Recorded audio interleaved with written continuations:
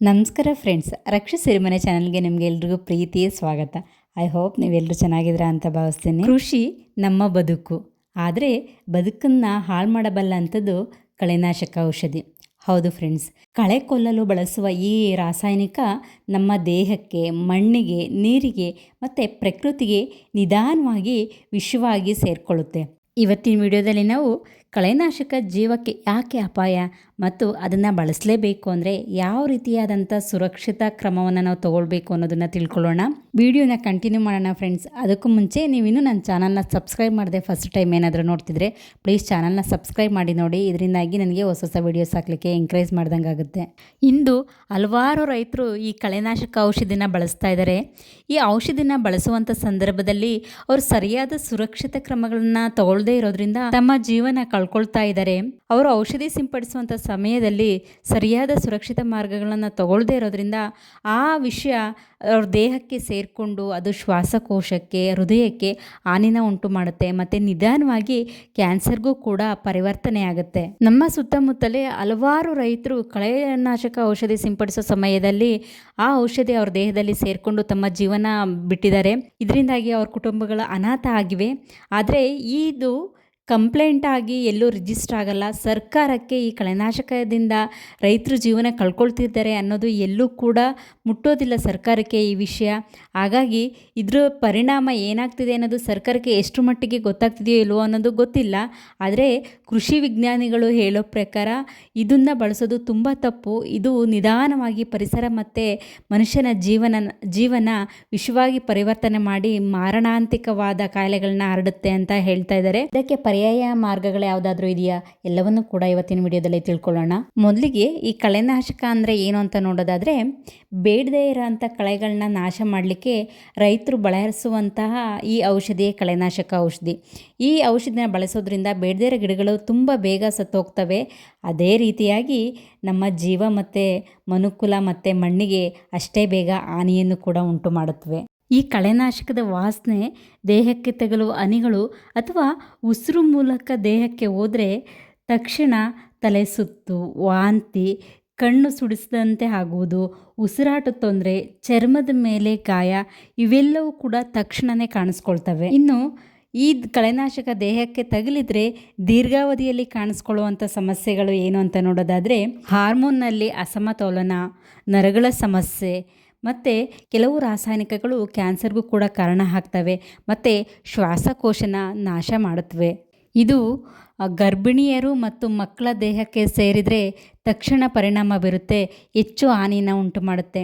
ಇದ್ರ ಬಗ್ಗೆ ವಿಜ್ಞಾನಿಗಳು ಎಚ್ಚರಿಕೆನ ನೀಡ್ತಾನೆ ಬಂದಿದ್ದಾರೆ. ಈ ಕಳೆನಾಶಕ ಔಷಧಿ ಸಿಂಪಡಣೆ ಮಣ್ಣಿನ ಮೇಲೆ ಕೂಡ ತುಂಬ ಮಾರಕ ಪರಿಣಾಮನ ಬೀರುತ್ತೆ. ಮಣ್ಣಿನಲ್ಲಿ ಇರುವಂಥ ಜೀವಿಗಳೇ ಮಣ್ಣಿನ ಪ್ರಾಣ. ಅರ್ಥ್ವಾಮ್ಸ್, ಬ್ಯಾಕ್ಟೀರಿಯಾ, ಫಂಗೈ ಇವೇ ನಮ್ಮ ಮಣ್ಣನ್ನು ಫಲವತ್ತಾಗಿ ಮಾಡೋದು. ಕಳೆನಾಶಕಗಳನ್ನು ಬಳಸೋದ್ರಿಂದ ಇವೆಲ್ಲ ನಿಧಾನವಾಗಿ ನಾಶ ಆಗ್ತಾ ಹೋಗ್ತವೆ. ವೈಜ್ಞಾನಿಕರು ಹೇಳೋ ಪ್ರಕಾರ ಮಣ್ಣಿನ ಶಕ್ತಿ ಕಡಿಮೆ ಆದರೆ ಆಟೋಮೆಟಿಕ್ ಆಗಿ ಬೆಳೆಯ ಉತ್ಪಾದನೆಯೂ ಕೂಡ ಕಡಿಮೆ ಆಗ್ತಾ ಹೋಗುತ್ತೆ. ಇದು ಹೀಗೆ ಮುಂದುವರೆದ್ರೆ ನಮ್ಮ ಮುಂದಿನ ಪೀಳಿಗೆಗೆ ಇದು ದೊಡ್ಡ ಪ್ರಮಾಣದಲ್ಲಿ ಅಪಾಯನ ಉಂಟು ಮಾಡುತ್ತೆ. ಮಳೆ ಬಂದಾಗ ಹೊಲದಲ್ಲಿ ಹಾಕಿದ ಕಳೆನಾಶಕ ನೀರಿನ ಹರಿವಿನ ಜೊತೆ ಹಳ್ಳ, ಬಾವಿ, ನದಿ ನೀರಿಗೆ ಸೇರಿಕೊಳ್ಳುತ್ತೆ. ಇದರಿಂದಾಗಿ ಕುಡಿಯುವ ನೀರು ಪೊಲ್ಯೂಷನ್ ಆಗುತ್ತೆ ಅಥವಾ ದುಷ್ಪರಿಣಾಮಗೊಳ್ಳುತ್ತೆ. ಅದಲ್ಲದೆ ಮೀನು, ಜೇನುಹುಳ ಇನ್ನು ಇತರ ಕೀಟಗಳ ಮೇಲೆ ಇದು ಪರಿಣಾಮನ ಬೀರುತ್ತೆ. ಜೊತೆಗೆ ಇವುಗಳ ಜೀವಚಕ್ರವೇ ಬದಲಾಗುತ್ತೆ. ಕಳೆನಾಶಕ ಅನ್ನೋದು ಕೇವಲ ಕಳೆಗಳನ್ನ ನಾಶ ಮಾಡೋದಿಲ್ಲ, ಜೊತೆಗೆ ಪರಿಸರದ ಜೈವ ವೈವಿಧ್ಯವನ್ನೇ ಇದು ಕೊಲ್ತಾ ಇದೆ. ಯಾಕೆ ಕಳೆನಾಶಕನ ಬಳಸಬಾರ್ದು ಅಂತ ನೋಡೋದಾದರೆ, ತಾತ್ಕಾಲಿಕವಾಗಿ ಕಳೆ ಹೋಗಿ ಹೊಲ ಚೆನ್ನಾಗಿ ಕಾಣಿಸ್ಬೋದು. ಆದರೆ ದೀರ್ಘಾವಧಿಯಲ್ಲಿ ಮಣ್ಣಿನ ಫಲಶಕ್ತಿ ಕಡಿಮೆ ಆಗುತ್ತೆ, ಪರಿಸರಕ್ಕೆ ಅಪಾಯಕಾರಿಯಾದಂಥ ಪರಿಣಾಮನ ಬೀರುತ್ತೆ ಮತ್ತು ಹುಳುಗಳ ಮೇಲೆ, ಜೇನುಹುಳ ಆಗಿರ್ಬೋದು, ಮಣ್ಣಿನ ಹುಳುಗಳ ಮೇಲೆ ಅದು ಕೆಟ್ಟ ಪರಿಣಾಮ ಬೀರಿ ಅವುಗಳ ಸಂಖ್ಯೆ ಕಡಿಮೆ ಆಗ್ತಾ ಬರುತ್ತೆ. ನೀರಿನ ಪ್ರಮಾಣ ಮತ್ತು ಗುಣಮಟ್ಟಕ್ಕೆ ಹಾನಿಯನ್ನು ಉಂಟು ಮಾಡುತ್ತೆ. ಜೊತೆಗೆ ಮಾನವನ ಆರೋಗ್ಯಕ್ಕೆ ಇದು ದೀರ್ಘಾವಧಿ ವಿಷವನ್ನು ಹಾಕಿದಂತೆ ಆಗುತ್ತೆ. ಇವುಗಳನ್ನೆಲ್ಲ ನೋಡಿದಾಗ ಕಳೆನಾಶಕ ಬಳಸಬಾರ್ದು ಎನ್ನುವುದು ವಿಜ್ಞಾನಿಗಳ ಒಂದು ದೊಡ್ಡ ಎಚ್ಚರಿಕೆನೇ ಆಗಿದೆ. ಆದರೂ ಕೂಡ ನಿರಂತರವಾಗಿ ಕಳೆನಾಶಕ ಔಷಧಿನ ಬಳಸ್ತಾನೇ ಇದ್ದೀವಿ. ಹಸುಗಳು ಈ ವಿಷಪೂರಿತ ಹುಲ್ಲನ್ನು ತಿನ್ನೋದ್ರಿಂದ ಹಾಲು ಕೂಡ ನಿಧಾನವಾಗಿ ವಿಷವಾಗಿ ಪರಿವರ್ತನೆ ಆಗುತ್ತೆ. ಈ ಹಾಲು ನಾವು ಕುಡಿಯೋದ್ರಿಂದ ನಮ್ಮ ದೇಹಕ್ಕೆ ಸೇರಿ ನಿಧಾನವಾಗಿ ವಿಷವಾಗಿ ಪರಿವರ್ತನೆ ಆಗುತ್ತೆ. ಜೊತೆಗೆ ಹಾಲಿನಿಂದ ಮಾಡ್ಬೋದಂಥ ಪ್ರಾಡಕ್ಟ್ಗಳು ಏನಿದೆಯಲ್ಲ ಅವು ಕೂಡ ಸ್ಲೋ ಪಾಯ್ಸನ್ ಆಗಿ ನಮ್ಮ ದೇಹವನ್ನು ಹೋಗ್ತಾ ಇರ್ತವೆ. ಇದು ದೀರ್ಘಾವಧಿಯಲ್ಲಿ ನಮಗೆ ಕ್ಯಾನ್ಸರ್ ಆಗಿರ್ಬೋದು, ಗರ್ಭಕೋಶದ ತೊಂದರೆಗಳಾಗಿರ್ಬೋದು, ಮಕ್ಕಳಿಗೆ ಬುದ್ಧಿಮಾಂದ್ಯತೆ ಈ ಥರ ಇನ್ನೂ ಹಲವಾರು ರೋಗಗಳಿಗೆ ಈ ಕಳೆನಾಶಕ ಔಷಧಿ ಕಾರಣ ಆಗ್ತಾ ಇದೆ. ಇದಕ್ಕೆ ಪರ್ಯಾಯ ಮಾರ್ಗಗಳು ಏನಾದರೂ ಇದೆಯಾ ಅಂತ ನೋಡೋದಾದರೆ ಖಂಡಿತವಾಗ್ಲೂ ಇದೆ. ಡ್ರಿಪ್ ಇರಿಗೇಷನ್ ಮಾಡೋದು, ಇದರಿಂದಾಗಿ ಕಳೆ ಬರೋದು ತುಂಬ ಕಡಿಮೆ ಆಗುತ್ತೆ. ಮತ್ತು ಜೈವಿಕ ಅಥವಾ ಆರ್ಗ್ಯಾನಿಕ್ ಕಳೆ ನಿಯಂತ್ರಣನ ಬಳಸೋದು, ಯಾಂತ್ರಿಕವಾಗಿ ಕಳೆನ ಎತ್ತೋದು ಮತ್ತು ಮಲ್ಚಿಂಗ್ ಮೂಲಕ ಮಾಡೋದು, ಇದರಿಂದಾಗಿ ಕಳೆ ಬೆಳೆಯೋದು ತುಂಬ ಕಡಿಮೆ ಆಗುತ್ತೆ. ಹಿಂದಿನ ದಿನಗಳಲ್ಲಿ ಯಾರೂ ಕಳೆನಾಶಕ ಔಷಧಿನ ಬಳಸ್ತಾ ಇರಲಿಲ್ಲ. ಬದಲಾಗಿ ಜನಗಳೇ ತಮ್ಮ ಹೊಲಗಳಲ್ಲಿ ಕಳೆಗಳನ್ನ ಕೀಳ್ತಾ ಇದ್ದರು. ಇದರಿಂದಾಗಿ ಮಣ್ಣು ಕೂಡ ಹೆಚ್ಚು ಫಲವತ್ತಾಗಿರ್ತಿತ್ತು ಮತ್ತು ಬೆಳೆಯೂ ಕೂಡ ತುಂಬ ಆರೋಗ್ಯಕರವಾಗಿರ್ತಿತ್ತು. ಇದರಿಂದಾಗಿಯೇ ಹಿಂದಿನ ದಿನಗಳಲ್ಲಿ ಜನಗಳು ಹೆಚ್ಚು ವರ್ಷಗಳ ಕಾಲ ಬದುಕ್ತಿದ್ರು ಮತ್ತು ಹೆಚ್ಚು ಆರೋಗ್ಯವಾಗಿರ್ತಿದ್ರು. ಆದರೆ ಈಗಿನ ದಿನಗಳಲ್ಲಿ ಕೆಲಸ ಮಾಡುವವರ ಸಂಖ್ಯೆ ತುಂಬ ಕಡಿಮೆ ಆಗಿದೆ. ಹಾಗಾಗಿ ರೈತರು ಸುಲಭವಾದ ಮಾರ್ಗಗಳನ್ನ ಹುಡುಕೊಳ್ತಾ ಇದ್ದಾರೆ. ಇಷ್ಟೆಲ್ಲ ತಿಳಿದ್ರೂ ಕೂಡ ವಿಧಿ ಇಲ್ಲ, ಕಳೆನಾಶಕ ಔಷಧಿನ ಬಳಸಲೇಬೇಕು ಅಂತ ಅಂದ್ಕೊಂಡ್ರೆ ಖಂಡಿತವಾಗ್ಲೂ ಕೂಡ ನೀವು ಸುರಕ್ಷಿತ ಮಾರ್ಗಗಳನ್ನ ಅನುಸರಿಸಲೇಬೇಕು. ಆಗ ಮಾತ್ರ ನಿಮ್ಮ ಜೀವ ಆರೋಗ್ಯ ಎರಡೂ ಕೂಡ ಸುರಕ್ಷಿತವಾಗಿರುತ್ತೆ. ಅದು ಹೇಗೆ ನಾವು ಕಳೆನಾಶಕನ ಬಳಸಬೇಕು ಅಂತ ಸಂಕ್ಷಿಪ್ತವಾಗಿ ನೋಡೋದಾದರೆ, ಸುರಕ್ಷಿತವಾದ ಬಟ್ಟೆಗಳನ್ನ ನಾವು ಕಡ್ಡಾಯವಾಗಿ ಹಾಕ್ಕೊಳ್ಳೇಬೇಕು. ಕೈಗೆ ಗ್ಲೌಸ್ನ ಕಡ್ಡಾಯವಾಗಿ ಹಾಕಬೇಕು. ಮತ್ತು ಮುಖಕ್ಕೆ ಮಾಸ್ಕು, ಕಣ್ಣಿಗೆ ಗಾಗಲ್ಸು, ಕಾಲಿಗೆ ಬೂಟ್ಸು, ಪ್ಲಾಸ್ಟಿಕ್ ಏಪ್ರನ್ ಇವುಗಳನ್ನೆಲ್ಲ ನೀವು ಕಡ್ಡಾಯವಾಗಿ ಉಪಯೋಗಿಸಿ ಈ ಮೆಡಿಸನ್ನ ಅಪ್ಲೈ ಮಾಡೋದ್ರಿಂದ ನಿಮ್ಮ ಆರೋಗ್ಯ ಸುರಕ್ಷಿತವಾಗಿರುತ್ತೆ. ಮತ್ತು ಗಾಳಿ ವಿರುದ್ಧಕ್ಕೆ ಔಷಧಿನ ಸಿಂಪಡಿಸಬಾರ್ದು. ಹೀಗೆ ಮಾಡೋದ್ರಿಂದ ನಿಮ್ಮ ದೇಹಕ್ಕೆ ಆ ಗಾಳಿ ತಾಗಿದರೆ ದೇಹಕ್ಕೆ ದೊಡ್ಡ ಪ್ರಮಾಣದಲ್ಲಿ ಹಾನಿಯಾಗುತ್ತೆ. ಮತ್ತು ಮಧ್ಯಾಹ್ನದ ಬಿಸಿಲಿನಲ್ಲಿ ಔಷಧಿನ ಸಿಂಪಡಿಸಬಾರ್ದು. ಔಷಧಿನ ಸಿಂಪಡಿಸಿದ ಮೇಲೆ ಯಾವುದೇ ಕಾರಣಕ್ಕೂ ಬೀಡಿ, ಸಿಗರೇಟು ಅಥವಾ ಮದ್ಯಪಾನ ಮಾಡಲೇಬಾರ್ದು. ಊಟ ಮಾಡೋಕ್ಕೂ ಮುಂಚೆ ಕೈ, ಮುಖ, ಕಾಲು ತುಂಬ ಚೆನ್ನಾಗಿ ತೊಳ್ಕೋಬೇಕು. ಅಥವಾ ಸ್ನಾನ ಮಾಡಿದ ನಂತರ ಊಟನ ಮಾಡೋದು ತುಂಬ ಒಳ್ಳೆಯದು. ಔಷಧಿನ ಸಿಂಪಡಿಸೋ ಸಮಯದಲ್ಲಿ ಮಕ್ಕಳು ಮತ್ತು ಹಸುಗಳು ಹತ್ರ ಇರಬಾರ್ದು. ಹಾಗೆ ಔಷಧಿನ ಸಿಂಪಡಿಸಿದ ನಂತರ 24ರಿಂದ 48 ಗಂಟೆಗಳ ಕಾಲ ಹೊಲಕ್ಕೆ ಹೋಗಬಾರ್ದು. ಈ ಔಷಧಿ ಬಾಟಲ್ನ ಯಾವುದೇ ಕಾರಣಕ್ಕೂ ನೀರಲ್ಲಿ ತೊಳಿಬೇಡಿ. ನೀರಲ್ಲಿ ತೊಳೆದ್ರೆ ನೀರಿನ ಮೂಲನೇ ಮಲಿನ ಆಗುತ್ತೆ. ಖಾಲಿ ಬಾಟಲ್ನ ಸುಡೋದು ಅಥವಾ ಅದನ್ನು ಹೂತಾಕ್ಬಿಡೋದು ಒಂದು ಒಳ್ಳೆಯ ಮಾರ್ಗ. ಈ ಎಲ್ಲ ಕ್ರಮಗಳನ್ನ ನೀವು ಪಾಲಿಸಲಿಲ್ಲ ಅಂದರೆ ಕಳೆನಾಶಕ ಕೇವಲ ಕಳೆಗೆ ಮಾತ್ರ ಅಲ್ಲ ನಾಶಕ, ಇದು ನಮ್ಮ ಜೀವನಕ್ಕೂ ಕೂಡ ವಿಷ ಆಗುತ್ತೆ. ಕೃಷಿ ನಮ್ಮ ಸಂಸ್ಕೃತಿ, ನಮ್ಮ ಬದುಕು.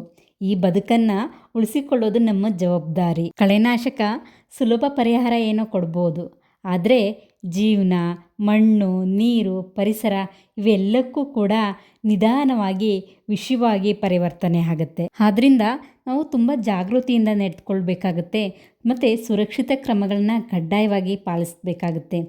ಆರೋಗ್ಯ, ಮಣ್ಣು ಮತ್ತು ಪ್ರಕೃತಿಯನ್ನು ಕಾಯ್ದುಕೊಳ್ಳೋದು ನಮ್ಮೆಲ್ಲರ ಜವಾಬ್ದಾರಿಯಾಗಿದೆ. ಜೀವನಕ್ಕಿಂತ ಬೆಲೆ ಬಾಳೋದು ಯಾವುದೂ ಇಲ್ಲ ಅಲ್ವಾ? ನಾವು ಸುರಕ್ಷತೆಗೆ ಮೊದಲನೇ ಪ್ರಾಮುಖ್ಯತೆಯನ್ನು ಕೊಡಬೇಕಾಗುತ್ತೆ. ಇಷ್ಟು ವಿಷಕಾರಿ ಅಂತ ಗೊತ್ತಿದ್ರೂ ಕೂಡ ಸರ್ಕಾರ ಇದನ್ನು ಮಾರ್ಕೆಟಿಗೆ ಬಿಟ್ಟಿದೆ.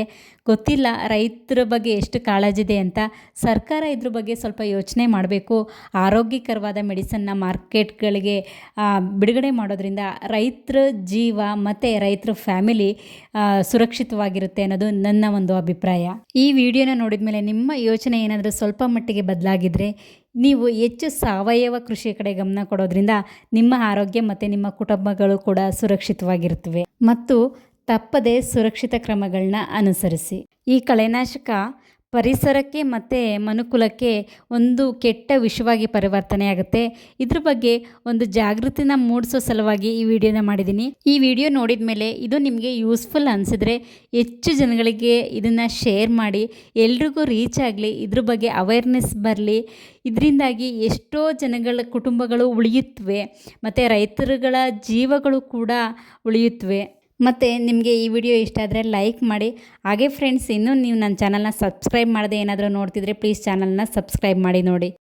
ನೀವು ಸಬ್ಸ್ಕ್ರೈಬ್ ಮಾಡಿ ನೋಡೋದ್ರಿಂದ ನನಗೆ ಒಳ್ಳೊಳ್ಳೆ ಇನ್ಫಾರ್ಮೇಷನ್ನ ನಿಮ್ಮ ಮುಂದೆ ತರಲಿಕ್ಕೆ ಎಂಕರೇಜ್ ಮಾಡ್ದಂಗೆ ಆಗುತ್ತೆ. ನೆಕ್ಸ್ಟ್ ವಿಡಿಯೋದಲ್ಲಿ ಇಂಥದೇ ಒಂದು ಒಳ್ಳೆ ಇನ್ಫಾರ್ಮೇಷನ್ ಜೊತೆ ನಿಮ್ಮ ಮುಂದೆ ಬರ್ತೀನಿ. ಹಾಗೆ ಫ್ರೆಂಡ್ಸ್, ನಾನು ಮತ್ತೊಮ್ಮೆ ರಿಕ್ವೆಸ್ಟ್ ಮಾಡ್ಕೊಳ್ತಾ ಇದ್ದೀನಿ, ಈ ವಿಡಿಯೋನ ಹೆಚ್ಚು ಜನಕ್ಕೆ ತಲುಪಿಸಿ. ಯಾಕಂದರೆ ರೈತರೇ ನಮ್ಮ ದೇಶದ ಬೆನ್ನೆಲುಬು. ನಾವು ಹೆಮ್ಮೆಯಿಂದ ಹೇಳೋಣ, ಜೈ ಜವಾನ್ ಜೈ ಕಿಸಾನ್.